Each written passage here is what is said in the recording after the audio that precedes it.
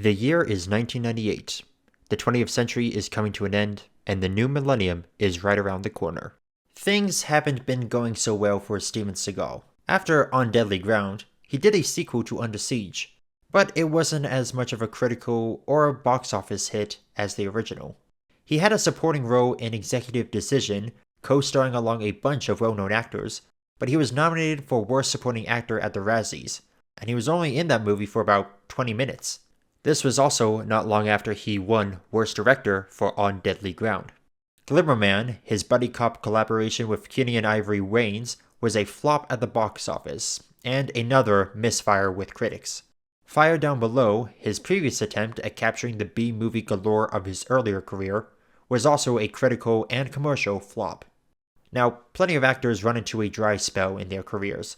All it takes is one good movie to put yourself back in the limelight.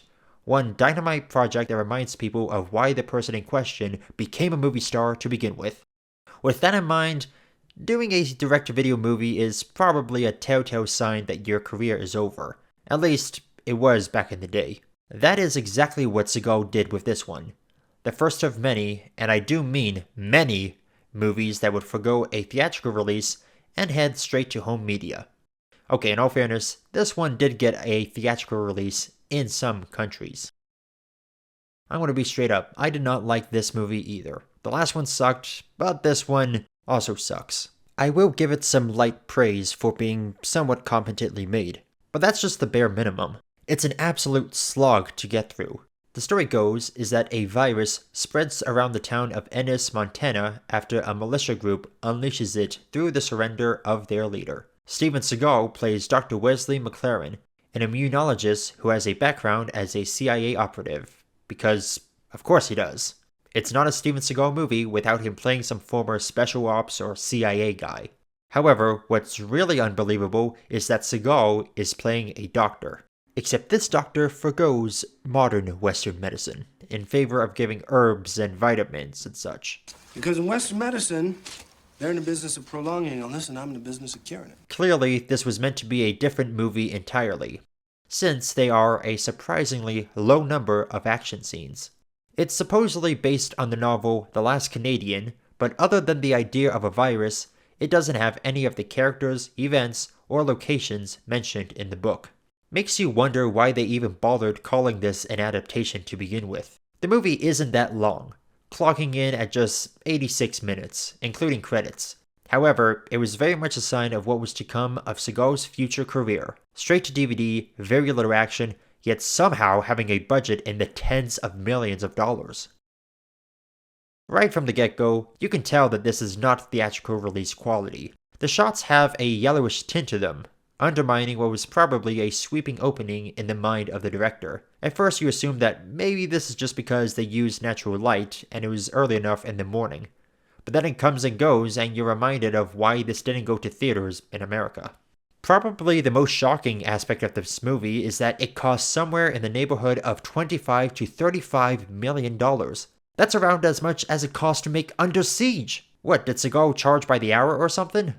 Well, this was shot on his ranch in Montana, so the lighting is too overexposing. Feels like it was made for TV rather than theaters. Broadcasting this on TV would have been a better fate. At least it would have indicated that there was some bar of quality, that this could have garnered a cult status. It looks more like something that came out of the late 70s or early 80s, not the late 90s. This was the directorial debut of cinematographer Dean Semler, who has worked on a number of movies, winning the Oscar for Best Cinematography on Dances with Wolves. He still works in the industry today, but his resume has become rather spotty in recent years. The credited writers for this movie are M. Sussman and John Kingswell, though those are assumed to be pseudonyms as there are no other credits attributed to them. Early promotional material does credit David Ayer as a screenwriter, but I feel like if you were to bring up the fact that he wrote for Steven Seagal, he would just say no comment or not even address the question. Imagine being so ashamed of this movie that you use a fake name so that nobody knows you worked on it. The villain, Floyd Chisholm, is played by Gaylord Sartain. His first three movies were Nashville, The Buddy Holly Story, and The Jerk. Buddy Holly had garnered Gary Busey, who had worked with Seagal in Under Siege, his first Academy Award nomination for Best Actor, and Nashville had earned 5 nominations, winning Best Original Song. After The Patriot, Sartain would appear in just 4 more films before retiring in 2005. One of those fateful 4 was Ali, the movie that earned Will Smith his first Oscar nomination. Sartain passed away recently, on June 19, 2025, at the age of 81. Sartain does a decent enough job playing the bad guy.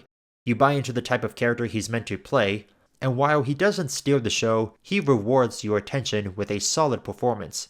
He gets a similar death scene as Tommy Lee Jones in Under Siege, a sharp object through the head, but he doesn't get a cool showdown with Seagal. Seagal sits down with him, they talk, drink wine, and then...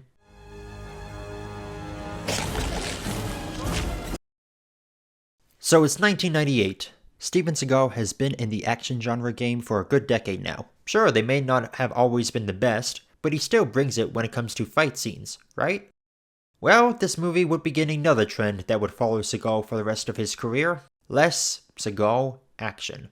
In this movie, he has not 3, but 2 whole action sequences. The rest of his scenes are him in a lab, hanging around in a hospital or on a ranch, and riding around on horseback. Does he not get that the reason his movies were such hits was because of how much punching and gunfire were in them, or just the fact that it seemed like he did his own stunts? Actually, maybe it's a good thing we don't see so much action. Yeah, by this stage, Seagal had put on a few pounds to the point where he could no longer pull off the stunts and choreography that he did just a decade prior. Heck, he could no longer do the stunts and choreography that he could do in Under Siege 2 just a few years prior. To Seagal's credit, there's at least a little spark behind his acting. There's a twinkling in his eye that suggests that this is the same guy who made Above the Law, Out for Justice, and Under Siege, as opposed to his later flicks where he doesn't even seem like he wants to be there.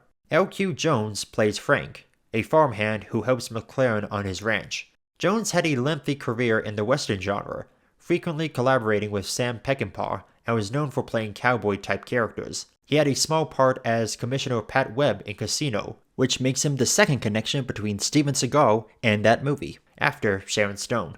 He played the character of Three-Fingered Jack in The Mask of Zorro, which also came out in 1998. There's an action sequence near the halfway point, where he gets to blow stuff up, shoot a big gun, and look cool. He's more of a badass here than Seagal ever gets to be in this movie. The way he gets killed is stupid though.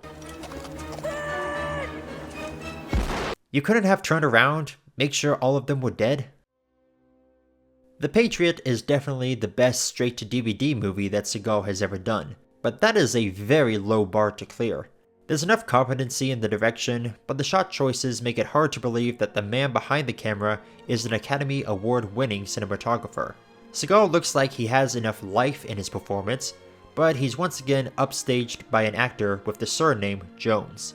I'm giving this a very tepid 2 out of 10.